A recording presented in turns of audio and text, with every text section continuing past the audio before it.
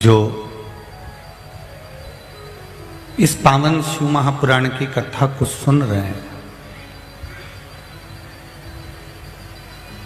और सुनने के साथ में अपने जीवन पर उतार रहे हैं, वो कहीं ना कहीं भगवान की अविरल भक्ति को प्राप्त कर रहा है।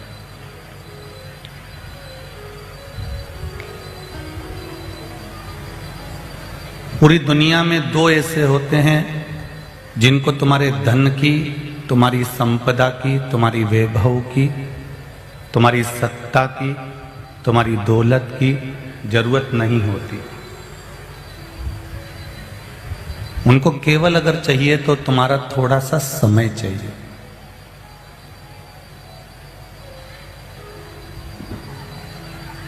दो दरवाजे पर, दो द्वार पर जो समय देना चालू कर देता है तो उसका समय बदलना भी प्रारंभ हो जाता है। एक गुरुदेव और दूसरे महादेव, ये दो हैं।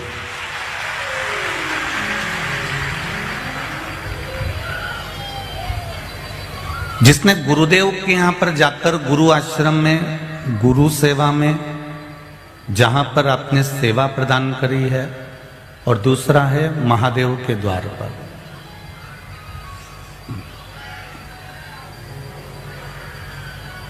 ये इतने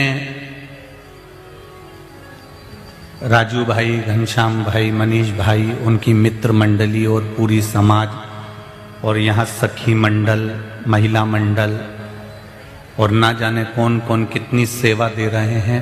तो आपको ये प्रसन्नता होना चाहिए कि हम किस जगह पर सेवा दे रहे हैं। एक तो सेवा दे रहे हो देवाधिदेव महादेव के यहाँ, और दूसरी सेवा दे रहे हो शिव महापुराण, जिसको हम गुरु मानकर चलते हैं। उस गुरु देव को और महादेव को आपने समय दिया है, तो आपका भी समय सुधरने में देरी नहीं लगेगी, निश्चित है वो सुधरेगा।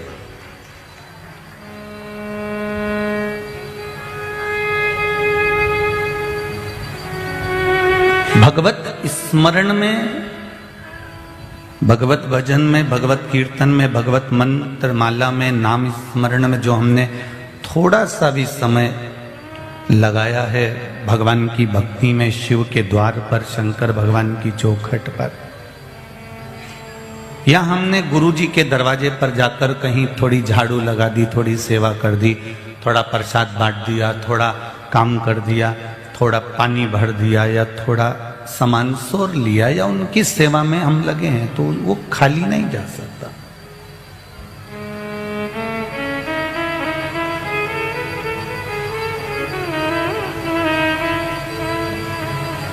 दो द्वार पर दिया गया समय, दो दरवाजे पर लगाया गया आपका समय कभी व्यर्थ नहीं जाएगा।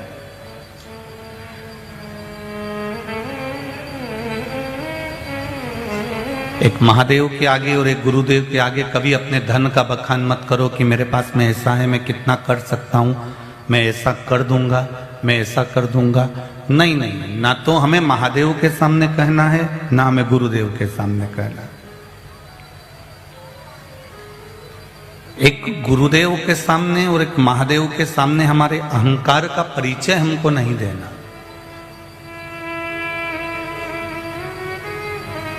थोड़ा सा अहंकार राजा परीक्षित के मस्तक पर चढ़ गया था, थोड़ा सा अभिमान राजा परीक्षित को आ गया था, थोड़ी सी अभिमत्ता राजा परीक्षित को आ गई थी, तो मृत्यु उसके करीब में आ गई थी।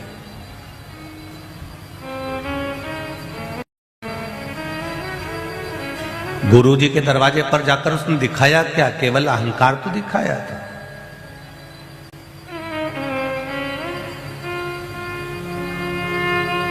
शमीक ऋषि के आश्रम में पहुंचकर राजा परीक्षित ने अपने अभिमान को प्रकट करा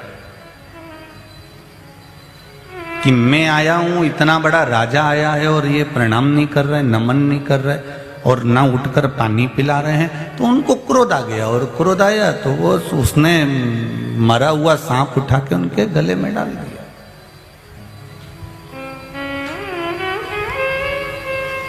तुम कितने भी करोड़पति हो, तुम कितने भी धनपति हो, तुम कितने भी सत्तापति हो, तुम्हारा वैभव कितना भी हो,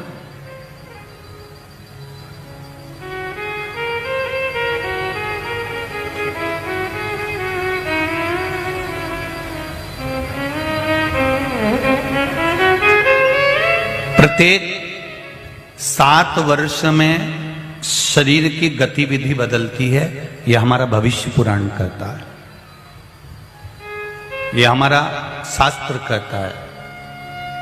प्रत्येक 7 साल में हमारा शरीर बदलता रहता है, प्रत्येक 7 साल में। अभी जितना विकास है, फिर कुछ विकास होगा शरीर का, फिर कुछ विकास होगा। इससे 7 साल में जब शरीर बदलता रहता है तो शरीर की गतिविधि भी बदलती रहती है। तो जीवन के पड़ाव बड़े विचित्र होते हैं। इन पड़ाव में कब किसकी सत्ता आ जाए, कब किसका तख्ता बदल जाए, कब कौन कहां पहुंच जाए, इसका कोई ठिकाना नहीं रहता। इसलिए तुलसी या संसार में सबसे मिलिए धाय, ना जाने किस रूप में नारायण मिल जाए। सबसे मिलो।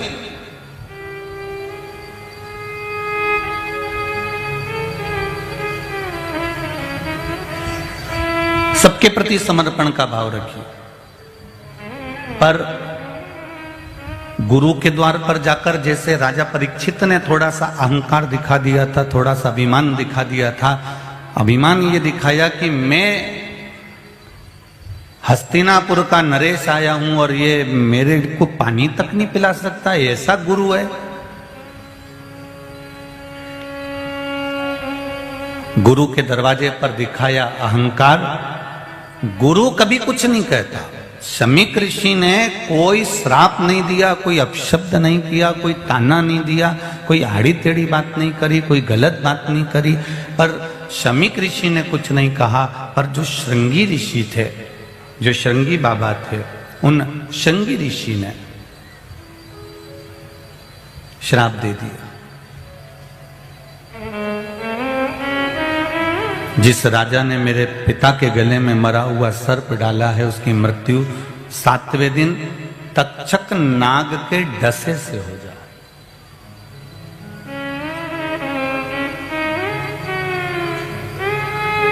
गुरु के दरवाजे पर अहंकार अगर दिखा दिया, महादेव के दरवाजे पर यदि अहंकार दिखा दिया, गुरु और महादेव, गुरुदेव और महादेव, इन दोनों के सामने कभी तुम्हारा अभिमान मत दिखाओ, कभी अभिमत्ता मत दिखाओ, कभी सत्ता मत दिखाओ।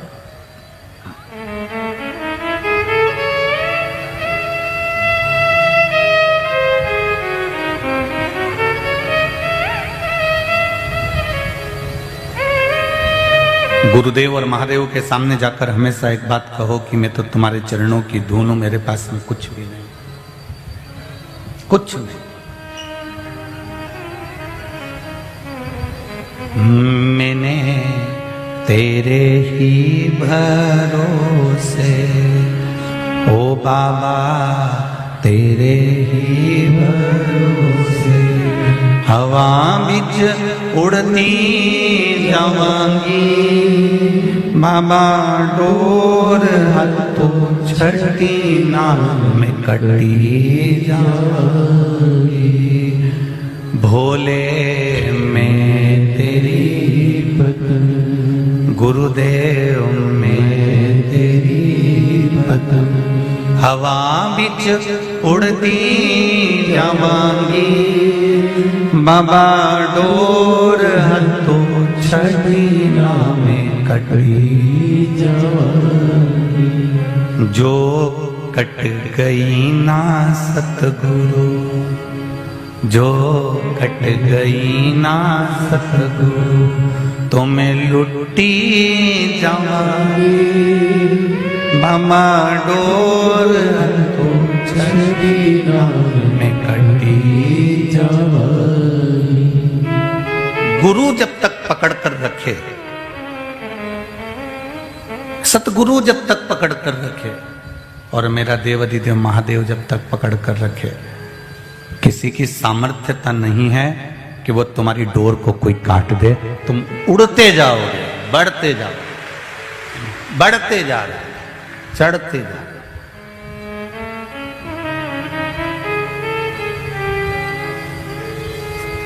करोड़ों कि धन के साथ में भी गुरु के पास में जाकर मत कहना कि मैं गुरुदेव मेरे पास में इतना है और मैं ये आप बोलो मेरे पास तो खूब है, आप बोलो तो सही। नहीं नहीं नहीं, गुरु के पास जाकर कहना गुरुदेव जो है सब आपका है, आप कह दोगे तो ये पंखड़ी आपको उठा कर दे दूंगा। मेरे पास तो मेरा खुद का कुछ भी नहीं है, ये तेरी दया से मिला है। मानव का जो शरीर मिला था उस समय पर हम लेकर क्या आए थे? माँ के गर्भ से जब जन्म हुआ था तब ये भी नहीं मालूम था कि हमारी आंखें भी दो होंगी, कि नासिका के छिद्र भी सही होंगे, कि हम हाथ पैर से चल फिर सकते हैं क्या?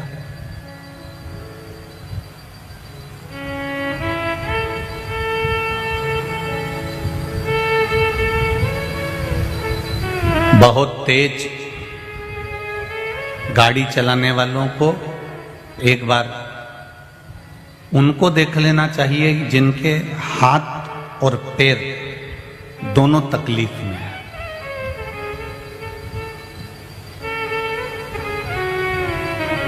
गुजरात के छोकरा होन, डीकरा होन,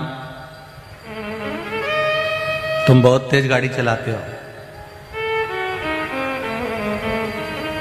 ध्यान रखें। तुम गाड़ी लेकर नहीं निकले हो, एक पत्नी का हृदय, माता का हृदय, पिता का हृदय तुम अपने साथ में लेकर निकले हो। तुम्हें अगर चोट लगेगी तो वो भी जीवित चले जाएंगे। ये मां का हृदय तुम्हारे साथ। अच्छे से सुन लीजिएगा जितने भी डीकराउन बैठे हैं, डीकरी ऑन भी सुन लीजिएगा। चलाओ, पर वाहन चलाने से पहले, गाड़ी को बहुत तेज दौड़ाने से पहले ये विचार करना कि घर में धर्म पत्नी है, बच्चे हैं, माँ है, पिता है। उनको देखो जिनका शरीर कुछ बेकार सा हो गया, वो भगवान से रोज प्रार्थना करते हैं तूने पाँव ऐसा कर दिया, हाथ ऐसा कर दिया और हम तेज चलाकर अपने आप को नष्ट कर ले। थोड़ा संभलना है हमको, थोड़ा सा।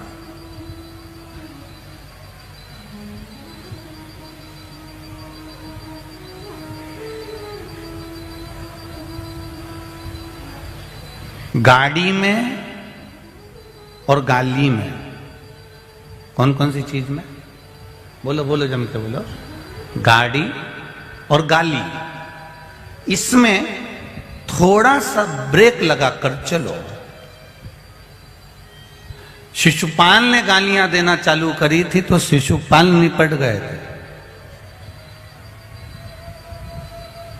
दोनों में थोड़ा सा ब्रेक लगाकर चलिए।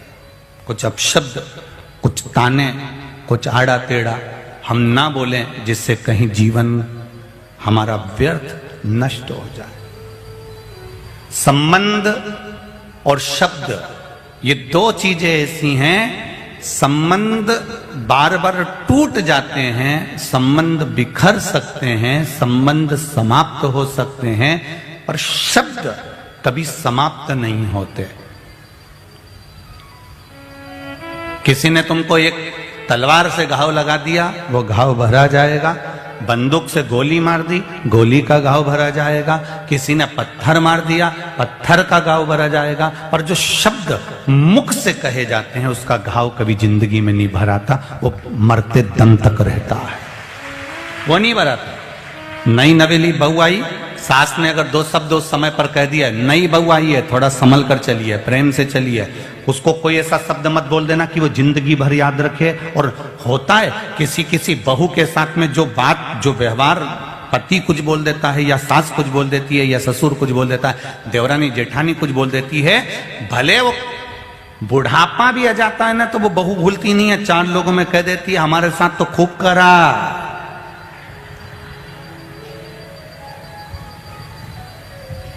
बोलो री बड़ोदरा वाली जी जियो, सही है कि गलत है? अंतिम क्षण तक भी याद रखती है। और तुम मर भी गए ना तो भी वो बहू चार लोगों में कह देगी हमारी सास तो भैया, वो कहने में पीछे नहीं हटेगी। पर तुमने कितनी बार करा? शादी होकर आई, बस उस समय पर तुम्हें थोड़ा सा कंट्रोल की जरूरत थी।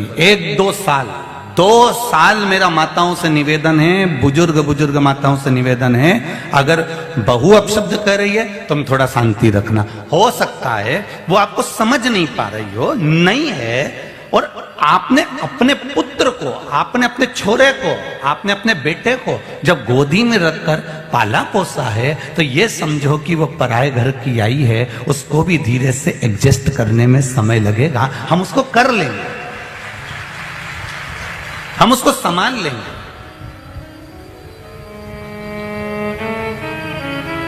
एकदम प्रेशर दोगे ना तो दिक्कत है, एकदम।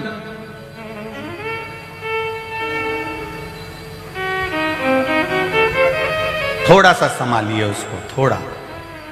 कोई बात नहीं बेटा, हो गया ना, कोई बात नहीं, चल तू तो अपना काम कर, चलता रहता है, ये तो मनुष्य देह बेटा, चलेगा।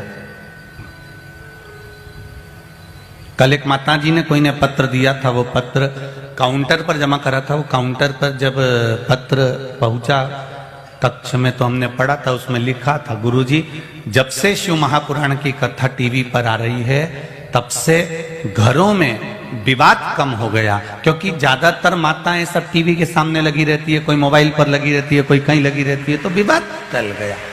अब 3 घंटा तो उसका कथा में निकल जाता है, अब कथा की तैयारी करती है, 3 घंटा कथा में निकल गया, फिर 1-2 घंटा जो कथा सुनी है उसका असर तो रहेगा, भले बाकी का समय नहीं रहे पर 1-2 घंटा तो रहेगा। अब 1-2 घंटा असर रहता है तो फिर इतनी देर में फिर रात हो जाती है, और रात हो जाती है तो भोजन करे, सोए। अब ये सवेरे भी उठी सासू तो सेवा में लग गई, मंदिर गई, 1 लोटा पानी चढ़ाने गई, मंदिर से आई 10 बज गई, खाना खाया, थोड़ी देर लेट गई, फिर कथा की तैयारी हो गई, 2 बजे कथा आ गई। और महाराज का भी कोई ठिकाना नहीं रहता, कभी कथा 2 बजे दे देता, कभी 1 बजे दे देता। नहीं, ये बदल बदल कर समय इसलिए दिया जाता है जिससे आप लड़ाई का समय अगर 1 बजे का करो तो अगली कथा हमने 1 बजे रख दी। तुम अगर प्लानिंग बनाते हो कि 1 बजे हम लड़ेंगे, अगली कथा हम नहीं सुनेंगे और 1 बजे लड़ेंगे, 2 बजे कथा आती है तो 1 बजे लड़ेंगे, तो कथा का टाइम चेंज कर दी। इसलिए बैतुल की कथा 1 बजे रख दी कि तुम अब 6 बजे के बाद लड़ो।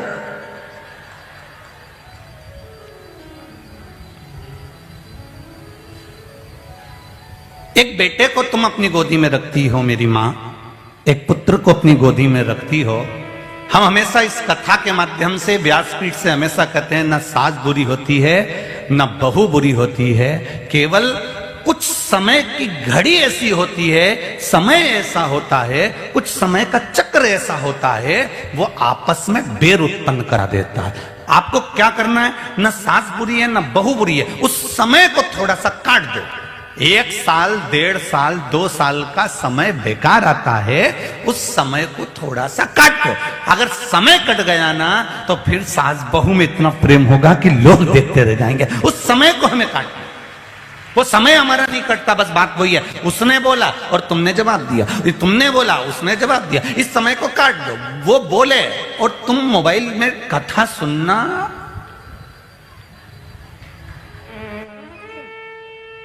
समय कट गया।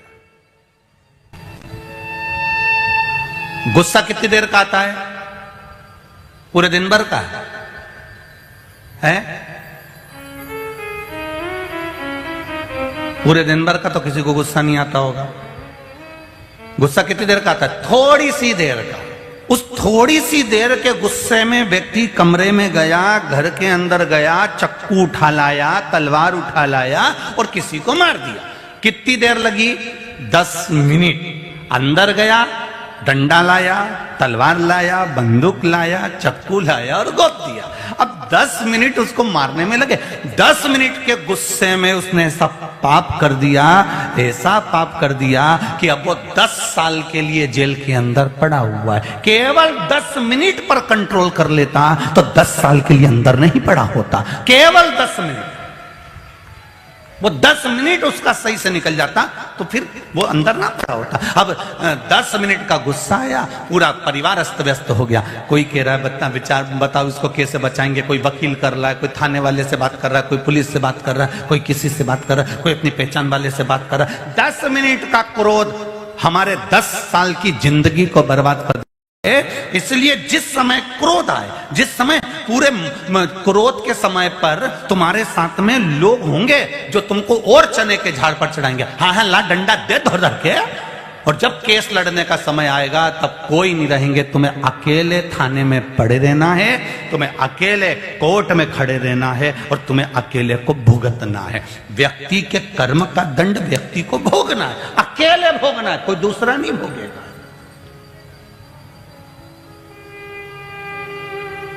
सिर तुम्हारा दुख रहा है, तुम अपनी बहू से कह दो मेरा सिर दुख रहा है, मेरे बत्तल का तू तेरा दुख जाए, दुख जाएगा बहू का? नहीं दुखेगा। कर्म दंड हमें भोगना है, हमारे शरीर में कष्ट तो हम भोगेंगे। इसलिए हम भाइयों से भी कहते हैं, हर पल कहते हैं कि दुकान पर बैठकर तुमने अगर जो कमाया है प्रयास करना कि उस बीच में भी तुम भगवान का भजन करते रहना। क्यों?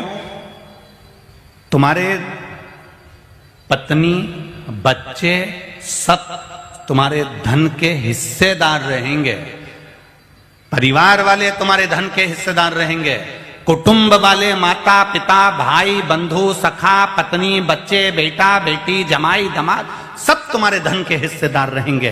पर तुम्हें जो कर्म भोगना है उसका हिस्सेदार एक भी नहीं रहेगा, तुम्हें अकेले को भोगना पड़ेगा, कोई दूसरा नहीं भोगेगा, तुम्हें अकेले को भोगना।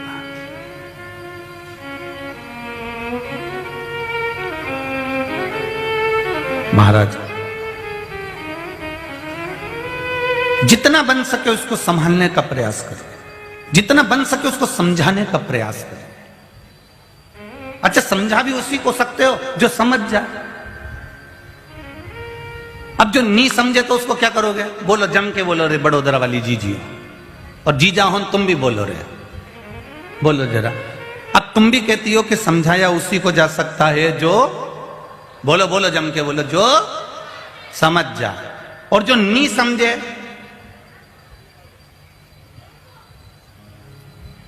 नहीं समझाओगे ना उसको तो फिर बहू से क्यों भिड़ती हो? जब समझे ही नहीं तो क्या भिड़ना? बहू कहे मैं सास से भिड़ूं, क्यों भिड़े? जब तुझे मालूम है तू समझा समझा के रह गई, डोकरी को अम्मा को माता को, वो नहीं समझे तो क्यों समझा?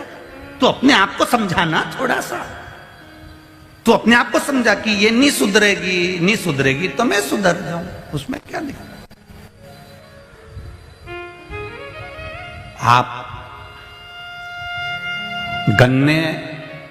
गन्ना बोलते हैं या साटा बोलते हैं? चीनी एक बोलो तो सुनाई दिया, इतना सारा बोल दिया। खेरची, शेरडी, हाँ तो गन्ना है कि शेर की बहन है शेरडी? अब जो भी है तुम समझ गए, बस इतना ही बहुत है दादा, तुम इतनी समझ गए ना, कथा पूरी हो गई अपनी। तो दादा इतना समझ गए, गन्ना जो है शेरडी है ना, हाँ तो शेरडी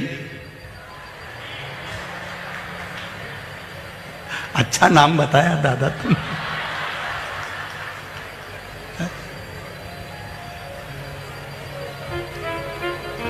पहले तो गुजरात वालों को बधाई, आज 8 तारीख की।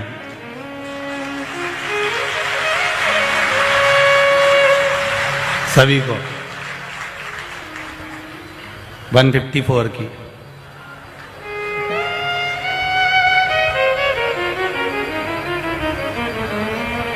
हमेशा 130 पे रहते थे, अब की बार महादेव की कथा थी ना,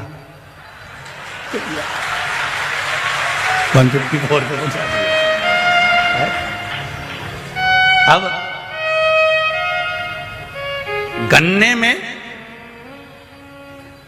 शेरडी में आप कितना भी गंदा पानी डाल दो, कितना भी बेकार पानी डाल दो, बोलो वो गन्ना, साटा, शेरडी खट्टा होगा कि मीठा होगा? मीठा होगा। और नींबू के पौधे में तुम शक्कर घोल घोल के डाल दो, नींबू खट्टा रहेगा कि मीठा हो जाएगा? खट्टा रहेगा। जब तुमको मालूम है कि ये नींबू का पौधा है और इसमें कितनी भी शक्कर डाल दो ये मीठा नहीं होगा, तो तुम्हें मालूम है कि ये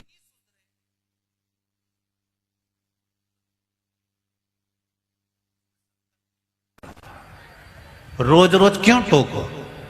बेटा ऐसा कर ले, बेटा वैसा कर ले। अब तुम्हें मालूम है कि ये, तो फिर क्या करना पड़ेगा? कुछ मत करो, शक्कर बर्बाद मत करो घोल घोल के डालने में नींबू के पौधे में। वो शक्कर खुद खाओ और अपन सुखी रहो। ये नींबू के चक्कर में क्यों अपना माथा पच्ची करके समय बर्बाद करो?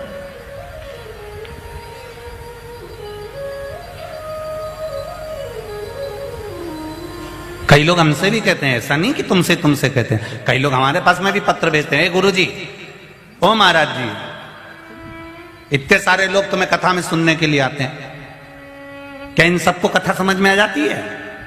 आदि बहुत तो यूं ही मुंडी हिला देती होगी। क्या इतने लोगों को कथा समझ में आ जाती है? हमने कहा नहीं आती। ये 100 लोगों में से अगर 40 को कथा समझ में आ रही है और बाकी की जो 60 है वो न्यूज मुंडी हिला है, तो फिर इनको आना ही नहीं चाहिए। हमने कहा क्यों नहीं आना चाहिए? एक नल के नीचे एक लगा हंडा, मटका, वो मटके में पानी भरा रहा है। ये 40 लोग वो हैं जिनके अंदर पानी भरा रहा है, और 60 लोग ऐसे हैं जो नल के नीचे बैठे हैं और मटका उल्टा है, हंडा उल्टा है। परंतु भले इनमें पानी नहीं भरा रहा, पर नल के नीचे जब तक लगे हुए हैं तब तक ठंडे तो है, शीतल तो है, बस उतना ही बहुत।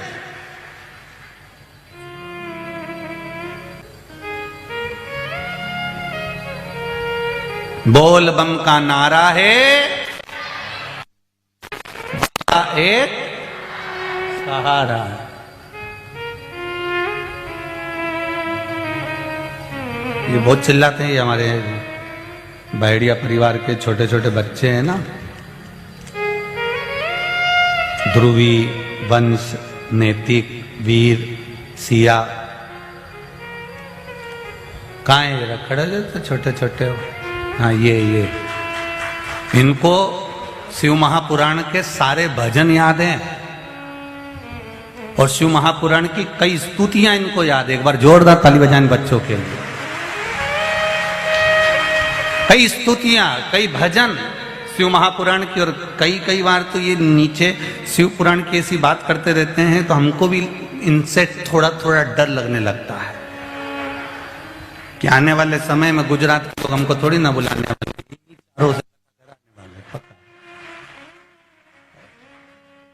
बैठो बेटा बैठो, श्री शिवाय।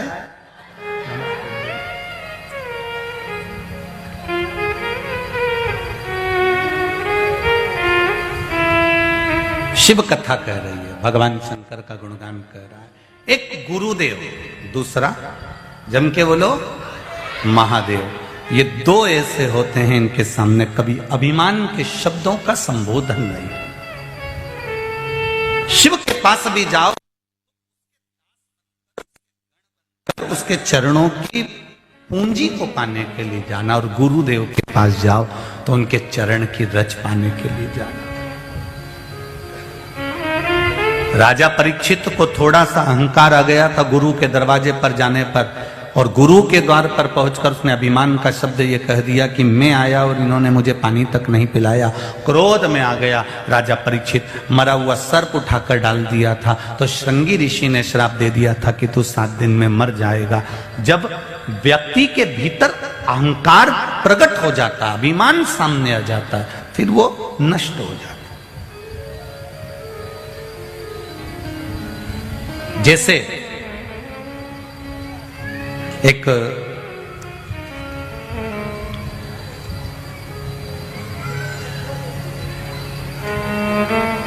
साधु वन में रहता था,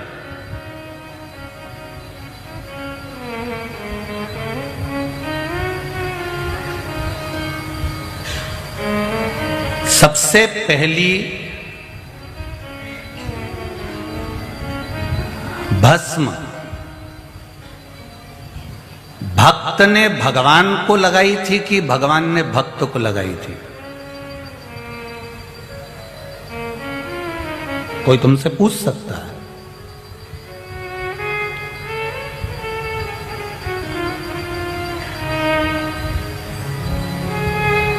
भगवान शिव के शरीर पर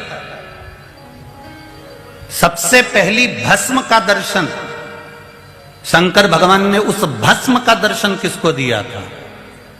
कभी कभी जब समाज के फंक्शन होते हैं उसमें जब क्वेश्चन पूछे जाते हैं तो उसमें यह प्रश्न रखना चाहिए कि सबसे पहली भस्म का दर्शन शंकर भगवान ने किसको कराया था? और भक्त ने, शंकर भगवान कौन सा भक्त था वो जिसने भस्म का दर्शन किया था शिव के शरीर पर? और वो भस्म भी उस भक्त के कहने पर प्रसाद के रूप में मिलने लगी। आप उज्जैन जाएंगे तो वहां भस्म मिलती है, बोलो रे जी मिलती कि नहीं मिलती? आप काशी जाएंगे तो वहां भस्म मिलती है। आप जहां शंकर भगवान के द्वार पर जाएंगे, आप गोरखनाथ जी का दर्शन करने जाएंगे, वहां भस्म प्राप्त होती है। आप किसी अन्य स्थान पर पहुंचेंगे तो वहां भस्म प्राप्त होती है। उस भस्म की महत्वता, भस्म को प्रसाद के रूप में क्यों दिया जाता है? भस्म का प्रसाद किस कार्य में आता है?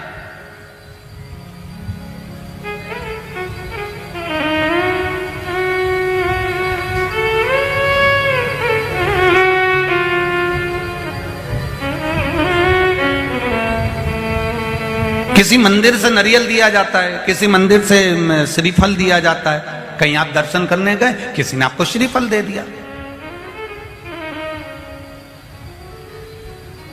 दो जगह पर मिला हुआ श्रीफल का स्मरण करिएगा जरा।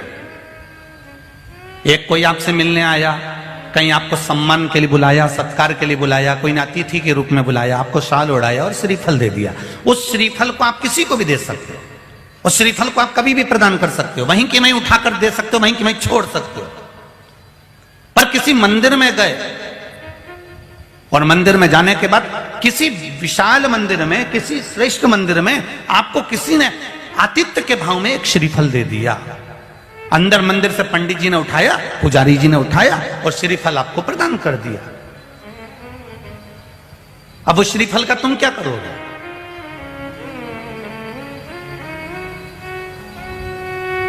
अब किसी को लगता है कि हम इसको फोड़ कर खा गए और अपमान हो गया तो भगवान का, और किसी को लगता है इस श्रीफल को हम अपने घर में कहीं लाल कपड़े में, कहीं पीला कपड़ा में, कहीं इस कपड़े में बांध के रख लेते हैं।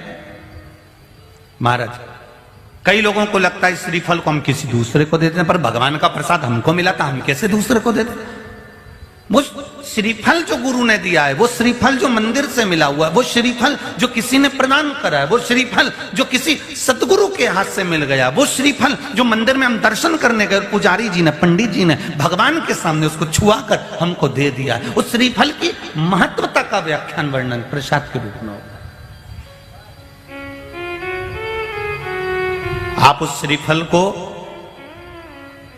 अगर कोई कह दे कि इसको तुम्हें जीवन पर्यांत रखना है तो भले रखो, पर अगर उन्होंने केवल आतिथ्य के भाव से कि आप भगवान का, देवी का दर्शन करने आए हो, राम का दर्शन करने आए हो, श्री हनुमान जी का दर्शन करने आए हो, ठाकुर जी का दर्शन करने आए हो, तो आपको उस भाव में उन्होंने श्रीफल प्रदान कर दिया, तो उस श्रीफल को आपको 5 रात्रि, 3 रात्रि या 7 रात्रि अपने घर में रख सकते हो,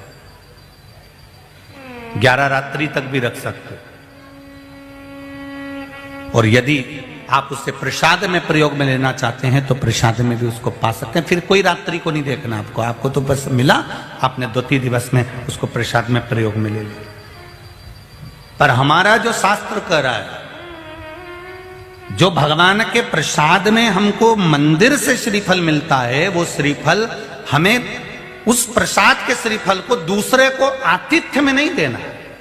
हम बहुत गलती कर जाते हैं कई बार, उस श्रीफल को हमने बाकी के श्रीफल के साथ मिला लिया और मालूम पड़े वो दूसरे को चले गया। नहीं, या तो उसको प्रसाद के रूप में प्रयोग कर लो, या फिर उसको रखने के बाद में फिर किसी श्रेष्ठ जगह पर उसका विसर्जन हो जाए तो श्रेष्ठ। अब कितनी जगह गए तुम, पावागढ़ गए, वहां से माता जी ने नारियल दे दिया, वहां से लिया, फिर अंबाजी गए, वहां से नारियल लिया, फिर कहीं गए, वहां से नारियल लिया। अब इतना नारियल को तो तुम अपने यहाँ बांध बंद कर रखोगे नहीं। उसी तरह भस्म का प्ररूप भी हमारे वर्णन किया गया। एक साधु जिसका नाम था प्रनद, क्या नाम है, जम के बोलो जरा, प्रनद बोलो जम के।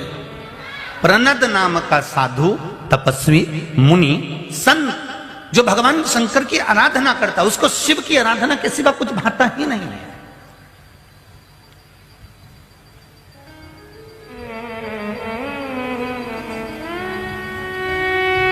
उसका एक नियम है, बेलपत्र को तोड़कर लाएगा, शिव जी पे चढ़ा देगा। बेलपत्र तोड़ने का भी एक तरीका होता है शंकर भगवान को चढ़ाने के लिए। कई लोग कहते हैं हम भगवान शंकर को बेलपत्र चढ़ाते हैं, शंकर जी खुश नहीं होते हैं। कारण है उसका, आपने गलती करी है बेलपत्र तोड़ने में। क्या गलती करी है? जिस डाली में लाइन से बेलपत्र रख रही थी, उस डाली को तुमने तोड़ लिया और तोड़कर फिर बेलपत्र निकाली, उस डाली को तुमने बाद में ले जाकर पटक दिया। वो चढ़ी हुई बेलपत्र आपको कोई फल प्रदान नहीं करेगी। बेलपत्र का नियम है, वृक्ष की डाली में बेलपत्र लग रही है, उसी डाली में से बेलपत्र को तोड़ना चाहिए, डाली नहीं। अगर डाली तोड़कर फिर उसमें से बेलपत्र तोड़ी गई है तो वो बेलपत्र चढ़ाने पर भी फल प्रदान नहीं करती, पर डाली पर लगी हुई है और वहां से आपने बेलपत्र तोड़ी है, फिर उसको चढ़ाया, फिर 10 भी नहीं, 20 भी नहीं, केवल एक बेलपत्र भी चढ़ाई तो शिव ने स्वीकार कर लिया महाराज, ज्यादा नहीं। अब हम लोग क्या करते हैं, सावन का महीना आ गया, शिवरात्रि आ गई, डाली की दाढ़ी तोड़ लाए, आधी इनको दे दी तोड़ के, आधी उनको दे दी, डाली तोड़ी बाहर फेंक दी। अब बेलपत्री का वृक्ष मां पार्वती का स्वरूप है, माता पार्वती के नयन अश्रु से प्रकट हुआ है, मां के अश्रु भाग से प्रकट हुआ है, वो माता का स्वरूप है। उसमें लक्ष्मी, सरस्वती और 64 योगिनियां उसमें निवास करती हैं, सारे देवता उसमें निवास करते हैं। और उस बेलपत्री की डाली को हमने तोड़ दिया और हम सोचे कि हमको पुण्य मिलेगा, तो वो पुण्य नहीं मिल सकता, वो पुण्य समाप्त है।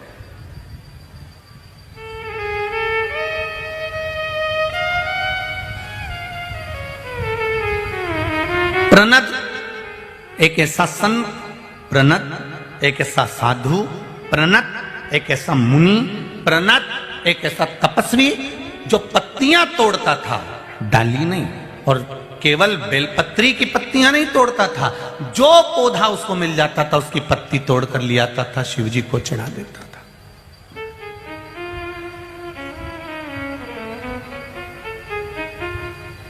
और समझ लीजिएगा जरा अच्छे से, आप सब लोग भाव से समझिएगा।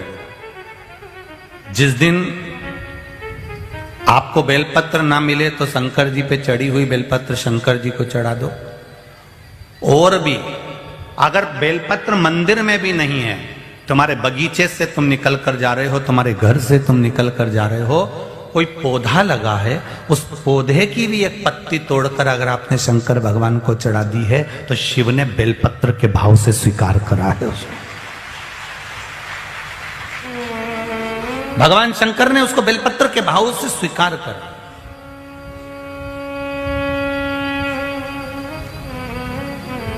भगवान शिव उसको स्वीकार कर लेते। एक पत्र आया है, देखिए।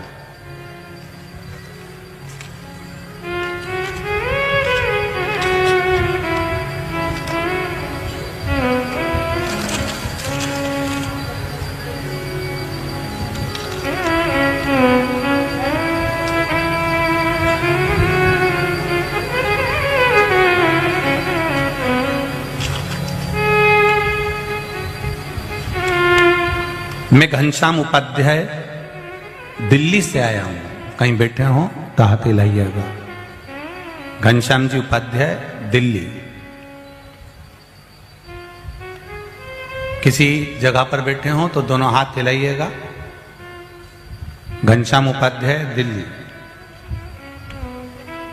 अच्छा, इधर वाले पंडाल में, पहले नंबर के पंडाल में, इधर वाले में आस्था वालों को दिखे तो कैमरे से अवश्य देखिएगा। दोनों हाथ हिला दीजिए उपाध्याय जी एक बार। मैं घनश्याम उपाध्याय दिल्ली से, मेरे को, हाँ ठीक है उपाध्याय जी दिख गए हो आप, एक बार दोनों हाथ हिला दीजिए। श्री शिवाय नमस्तुभ्यम। मैं घनश्याम उपाध्याय दिल्ली से, मेरे को 15 साल से पथरी का इलाज चल रहा था और डॉक्टर ने ऑपरेशन का बोला था और बोला था कि आपके गुर्दे में 16 mm की पथरी फंस गई है। हो सकता है कि आने वाले समय में अगर यह पथरी का इलाज नहीं हुआ या पथरी गुर्दे के अंदर से नहीं निकाली तो हो सकता है कि आपके प्राणों को भी तकलीफ रहे। बाबा, एक लोटा जल शिव जी को समर्पित करना, भगवान शंकर को चढ़ी हुई ही बेलपत्र को उठाकर, मेरे पास नहीं, चढ़ी हुई बेलपत्र को वापस उठाकर लेकर आ जाना, खा लेना। बाबा की कृपा से दूसरी बार जब जांच कराने के लिए गया दिल्ली के हॉस्पिटल में, तो बाबा की ऐसी कृपा हुई कि मेरी पथरी जो गुर्दे में थी वो 16 mm की पथरी समाप्त हो चुकी थी, पथरी नहीं थी।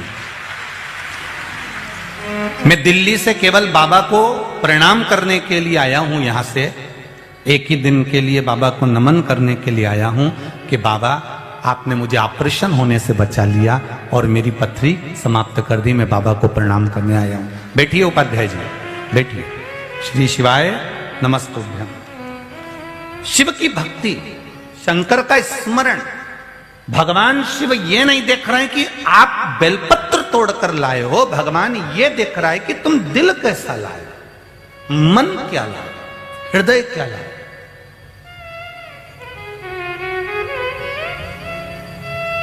तेरी कृपा बिना न हिले एक भी अणु, लेते हैं श्वास तेरी कृपा से तनु तनु।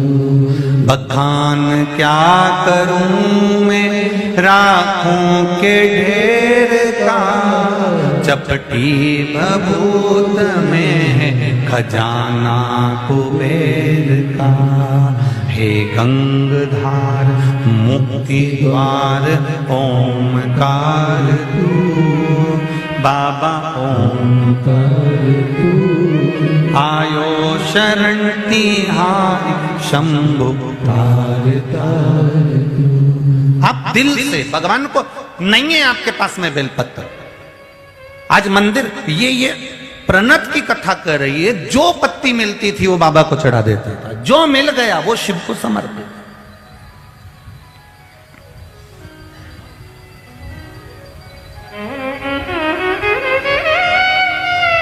एक बात कहना चाहेंगे आस्था चैनल पर जितने लोग सुन रहे हैं और जितने फेसबुक यूट्यूब पर सुन रहे हैं और जितने इस बड़ोदरा की पावन धरा पर सुन रहे हैं, कोई नारियल लेकर जाए मंदिर में, कोई बेलपत्री लेकर जाए, कोई चना चिरौंजी लेकर मंदिर में जाए, कोई अगरबत्ती दिया लेकर जाए, मेरे महादेव हमेशा तुम्हारे नारियल, चना चिरौंजी और अगरबत्ती और दिए का इंतजार नहीं करते। महादेव कहते हैं कोई दिल लेकर आ जाए, बस मैं उसको मिल जाता हूं। नारियल लाने वाले ढेर मिलेंगे, अगरबत्ती लाने वाले ढेर मिलेंगे, चना चिरौंजी लाने वाले ढेर मिलेंगे, भगवान को 10 रुपया 5 रुपया भेंट चढ़ाने वाले ढेर मिलेंगे, 100 200 500 रुपए चढ़ाने वाले भी ढेर मिलेंगे, 1 रुपया चढ़ाने वाले भी ढेर मिलेंगे, दिया लगाने वाले भी ढेर मिलेंगे, अगरबत्ती लगाने वाले भी ढेर मिलेंगे। पर भगवान के पास नारियल ले जाने वाले, अगरबत्ती ले जाने वाले, धूप बत्ती ले जाने वाले, सामान ले जाने वाले ढेर मिलते हैं, पर भगवान के पास दिल ले जाने वाले बहुत कम मिलते हैं। शिव कहते हैं मेरे पास दिल लेकर आए, हृदय से आओ। एक लोटा जल भी ला रहे हो ना, तो उसमें छल नहीं होना चाहिए, उसमें दिखावा नहीं।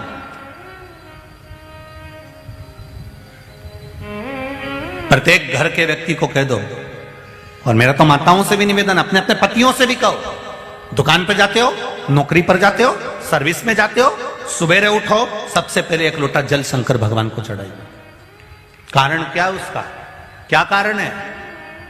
दुकान पर बैठकर पति कमा रहा है, नौकरी करने पति जा रहा है, सर्विस करने पति जा रहा है, कमा कर वो ला रहा है अपने बच्चों के लिए, अपनी पत्नी के लिए, अपने परिवार के लिए। सुबह 8 बजे का, 9 बजे का, 10 बजे का निकलता है, शाम को 6 बजे थक कर अपने घर में आता है। घर में आया बेचारा, चुपचाप आया, भोजन करा, विश्राम किया, फिर सुबह जाने की तैयारी हो जाती है।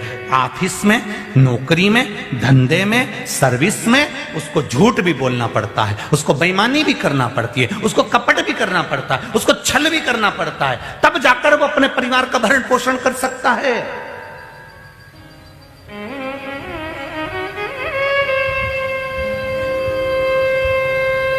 हम अगर किसी को कह दे कि तुम झूठ मत बोलो, कपट मत करो, छल मत करो, बेईमानी मत करो, प्रपंच मत करो, तो भविष्य पुराण तो कहती है।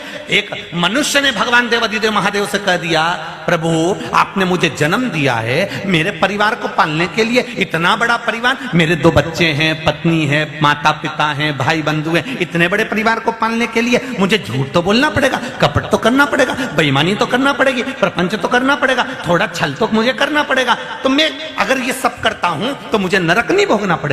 देवादिदेव महादेव ने कहा तुझे नरक तो भोगना पड़ेगा, तो फिर आप बताओ कि मैं परिवार कैसे चलाऊं। शंकर जी ने कहा, महादेव ने कहा, तू झूठ बोल, कपट कर, छल कर, बेईमानी कर, प्रपंच कर, मना नहीं, परिवार को पालने के लिए सब कुछ करेगा, पर एक काम जरूर करना कि परिवार को पालते पालते राम नाम, कृष्ण नाम जपते चलना, तो तेरा भी जीवन सार्थक होता चलेगा। हम कमाने में तो लग गए, पर भगवान को हमने छोड़ दिया। ये पत्नी का फर्ज है, धर्म पत्नी का फर्ज है, अपने पति को 1 लोटा पानी भर कर दे। स्नान करके आयो, पानी उठाओ, पहले शंकर जी के मंदिर जाओ, जाओ जरा, पास में ही मंदिर है ना, चले जाओ, 1 लोटा जल चढ़ा के आओ, जाओ तो जरा जल्दी से। ये पत्नी को करना पड़ेगा।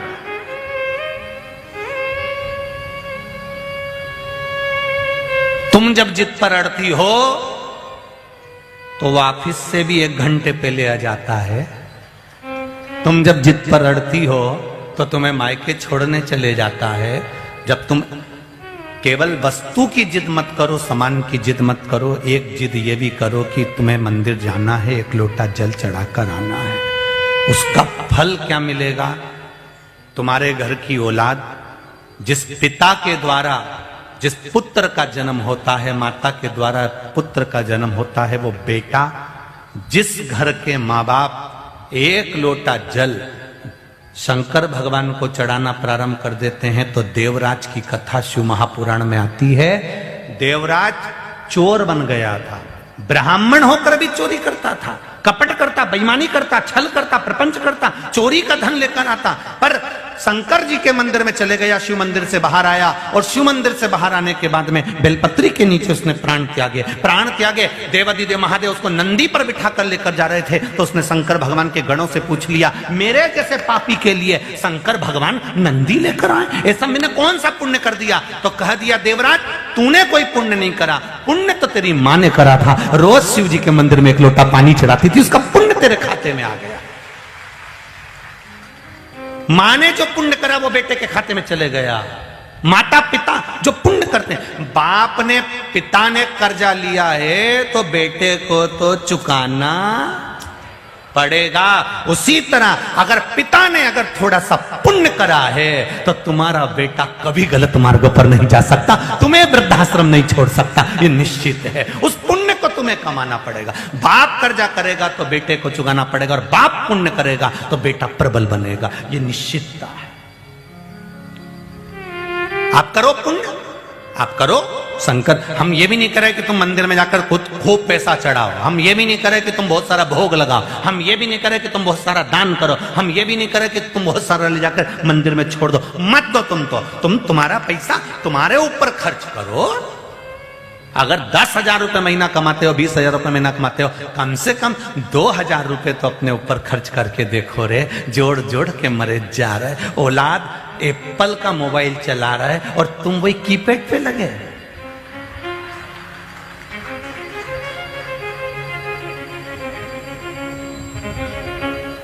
औलाद एक से बढ़कर एक गाड़ी में घूम रही है और तू वही स्कूटी।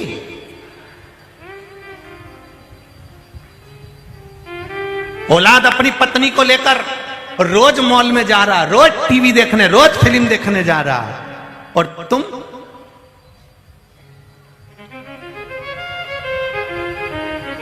नहीं बोलो। मैं बोलूंगा तो तुम जाके लड़ाई करोगे। इसलिए बोल के आपत बोल नहीं लू, मैं तो बोलू ही नहीं दादा। क्या बात है? कितना कमाया तुमने, कितनी मेहनत करी तुमने, घर बनाया, मकान बनाया, दुकान बनाई, सब कुछ तैयारी तुम्हारी थी, तुम्हारी औलाद ने कुछ नहीं करा, करा तुमने है। जोड़ जोड़ जोड़ जोड़ जोड़ जोड़ जोड़ जोड़ सब दे दिया। और कह रहे थे अब खाने की उम्र आई। जब खाने की उम्र आई तब पूरा की पूरा सोफा सेट निकल के चले गया, पूरा सोफा सेट गायब।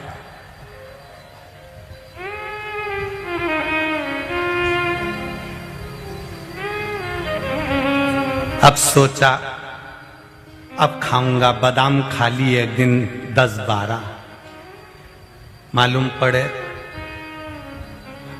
12 दिन बादाम ने पीछा नहीं छोड़ा। एक दिन में 12 बार जाना चालू कर दो। अब खाएगा तो कोई बच रही है? फुल आप 1 रुपया भी मत दो किसी को, हम तो आपसे कहेंगे मत दो, अपने ऊपर खर्च तो करो, अपने ऊपर खर्च करो। जोड़ जोड़ कर दूसरा एंजॉय कर रहा। और तुम एक नौकर तुम्हारे यहाँ काम करता है, वो नौकर भी खुश होकर वो 5,000 10,000 20,000 रुपए में ऐसा खुश होकर रहता है, इतना एकदम फ्री। उसने कह दिया सेठ जी कल नहीं आऊंगा, क्यों? पत्नी को लेके जा रही हूं। तू अकेला दुकान पर बैठा, वो अपनी पत्नी को लेकर सिनेमा देख रहा। नौकर इतना सेठ, और सेठ लगा, सेठ लगा। अब मैं नहीं संभालूंगा तो कौन संभालेगा, मैं नहीं करूंगा तो कौन करेगा, मैं नहीं करूंगा तो कौन करेगा। और जब ऊपर चले गया फिर कौन करेगा? फिर भी तो कोई करेगा। हम सब कथा में जाके बैठ जाएंगे गुरुजी, फिर दुकान पे कौन बैठेगा? और मान लो मेरे को कथा याद आती है चेन्नई की, सारला थे, कौन थे भगवान, उनकी पत्नी ने, उनकी स्टील की फैक्ट्री है, और उनकी पत्नी ने उनके पति से कह दिया सुनो, माहेश्वरी भवन में कथा थी, पत्नी ने कहा मुझे कथा कराना है शिव पुराण, पति ने कहा मुझे समय नहीं मिल रहा, बेटे को बोल दे वो बैठ जाएगा। बेटे ने कहा पापा मैं तो जा रहा हूं काम से, मम्मी से बोल दो अकेली कथा में बैठ जाएगी। मम्मी ने कह दिया कि वो शिव पुराण की कथा है, अकेले में होती नहीं, बैठना पड़ेगा तुमको जोड़े से। पति ने कहा 2-2 फैक्ट्रियां कौन देखेगा, कथा में बैठ जाऊंगा तो। पत्नी कहती है मान लो मैं मर गई तो तुम कितने दिन छुट्टी मनाओगे वो बताओ तुम तो। चेन्नई के महेश्वरी भवन की कथा की याद, मान लो मैं मर गई, कितने दिन की छुट्टी मनाओगे?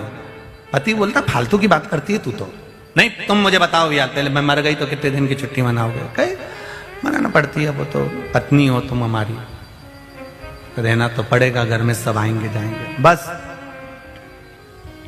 10-12 दिन तो घर में रखोगे ना, उसके 12 दिन में से 7 दिन मुझे दे दो। तुम ये सोचो मैं निपट गई, तुम परंतु मेरे साथ कथा में बैठो 7 दिन।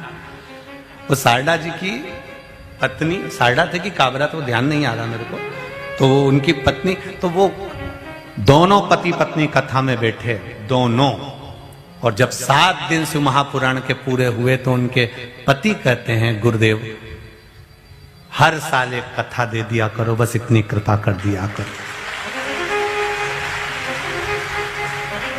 अब हर साल कहाँ कथा मिले, समय हो तो कथा मिलता,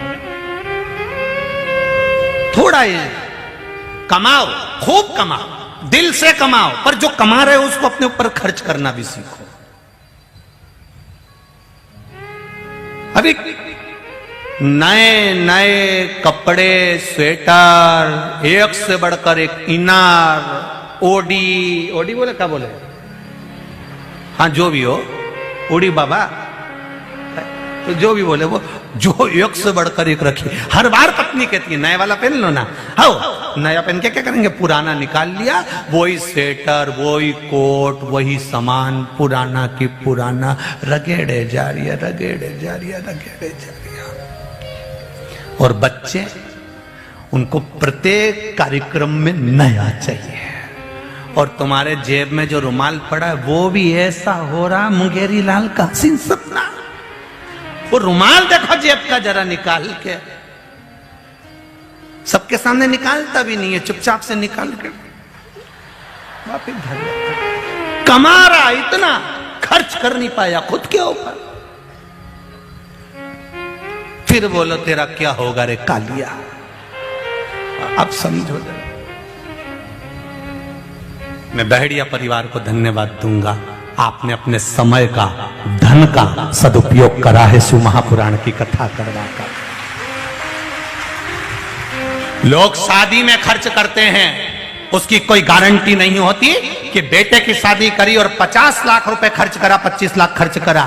कोई गारंटी नहीं है कि बेटे की शादी में 50 लाख खर्च करा, बहू 2 दिन गर्म रोटी देगी कि नहीं देगी। 50 लाख खर्च करने के बाद भी गारंटी नहीं है कि शादी में इतना खर्चा करा तो ये हमारा साथ देंगे कि नहीं साथ देंगे। पर मेरे महादेव की कथा में, मेरे शंकर की कथा में अगर 1 रुपया भी खर्च हुआ है, उसकी गारंटी वहां लिखा गई कि अंत समय तक साथ देगा, अंत समय तक साथ देगा। जो इतने भक्त आए हैं, रात को तुम 10-10 हजार, 5-5 हजार, 20-20 हजार लोगों को भोजन करा रहे हो, चाय पिला रहे हो। ये माताएं लगी हुई हैं, कहीं काफी दे रही, कहीं नाश्ता दे रही, कहीं चाय दे रही, कहीं व्यवस्था दे रही, हाथ जोड़ जोड़ कर ले साहब, कहीं पूड़ी, कहीं गुलाब जामुन, कहीं बेसन चक्की, कितने प्रेम से मोहन थाल तुम खिला रहे हो। तुम्हारा खिलाया हुआ ये कभी खाली नहीं जा सकता। उसके भंडारे में लिखा गया, वो जोड़ कर रखा है, वो खाली नहीं होने देगा, वो समाप्त नहीं होने देगा।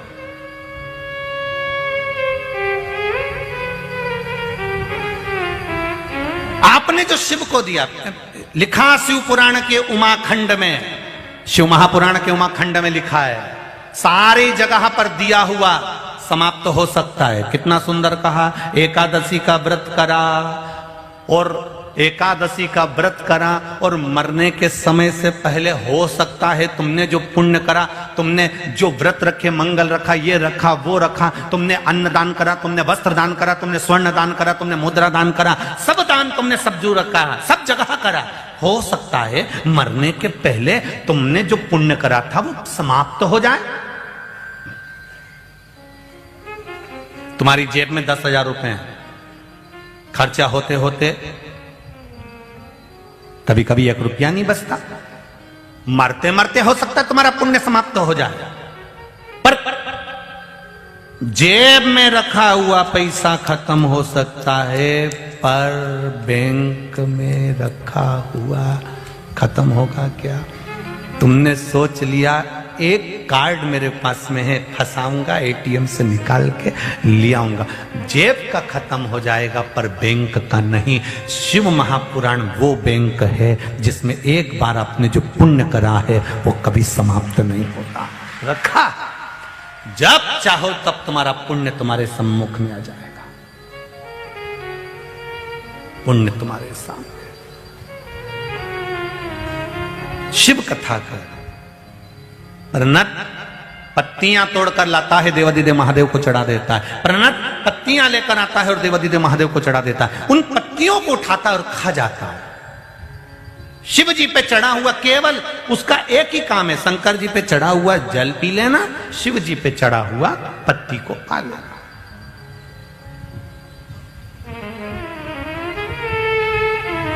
कई लोग कहते हैं शंकर जी पे चढ़ा हुआ सामग्री नहीं खाना चाहिए।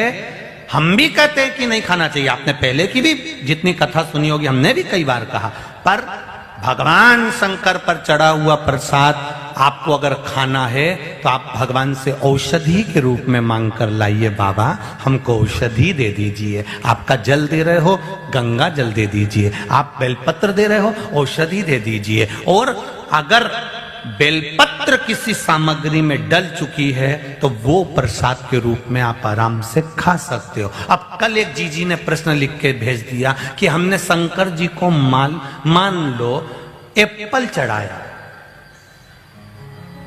और पूरा चढ़ाया, अब इसके 3 टुकड़े कैसे करें? और अगर शिव जी को चढ़ा दिया तो वो तो हम खा ही नहीं सकते। उस एप्पल पर भी आप बेलपत्र रख दो, हो गए 3 टुकड़े। केवल बेलपत्र जिस सामग्री पर रखा जाती है उसके हिस्से करने की भी जरूरत नहीं होती, वो अपने आप 3 हिस्से में विभाजित हो जाती है। बेलपत्र में वो सुख है, बेलपत्र में वो आनंद है।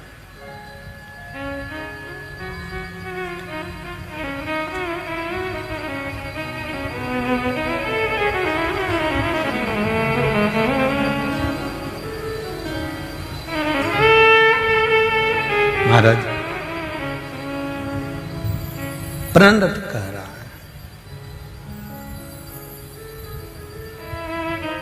शिव कथा कह रही है। प्रणत शिव जी को बेलपत्र पत्तियां समर्पित कर देता है। रोज जल लाता, जो पत्र भगवान को चढ़ाता वो खा लेता। भगवान की अविरल भक्ति में डूबा रहता, भजन में डूबा रहता। एक बार झोपड़ी बनाने के लिए लकड़ी काट रहा था और लकड़ी काटते समय उसके हाथ में चोट लग गई। चोट लगी तो उसके हाथ में से रक्त निकलना था, उस रक्त की जगह पत्तियों का रस निकल रहा था। ध्यान देना जरा इस बात पर। हाथ में अगर चोट लगती तो रक्त निकलना चाहिए, पर रक्त की जगह पर उसके हाथ से पत्तियों का रस निकल रहा था। अब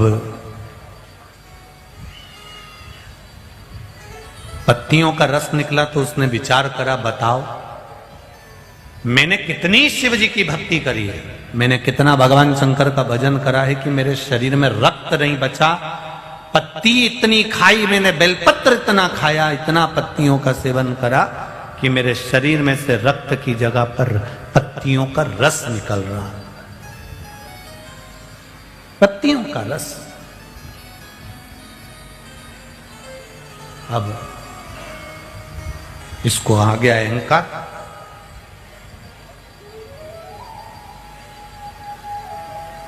अब इतना अहंकार आ गया, इसको इतना अहंकार आ गया कि ये शिव जी के सामने बैठ गया। शिवालय, जिस शिवालय का ये पूजन करता था, जिस शंकर भगवान की आराधना करता था, उस शिवलिंग के सामने बैठकर कहता है, भोलेनाथ मैंने आप पर इतना जल चढ़ाया, मैंने आपकी इतनी आराधना करी, मैंने आपकी इतनी पूजन करी कि अब मेरे शरीर में रक्त नहीं बचा, अब केवल पत्तियां बची है मेरे शरीर में, उस पत्तियों का रस बचा। भगवान देवाधिदेव महादेव भगवान शिव उसी समय पर उसके सामने प्रकट हो गए। जब अपना कोई भक्त गलत मार्ग की ओर जाने लगता है तो मेरा महादेव उसको संभालने का कार्य करता है। एक बार तो मेरा महादेव संभालता ही है। लंकाधिपति रावण को भी भगवान शंकर जी ने संभाला, कहा कि देख लंकेश, तो अभिमान में मत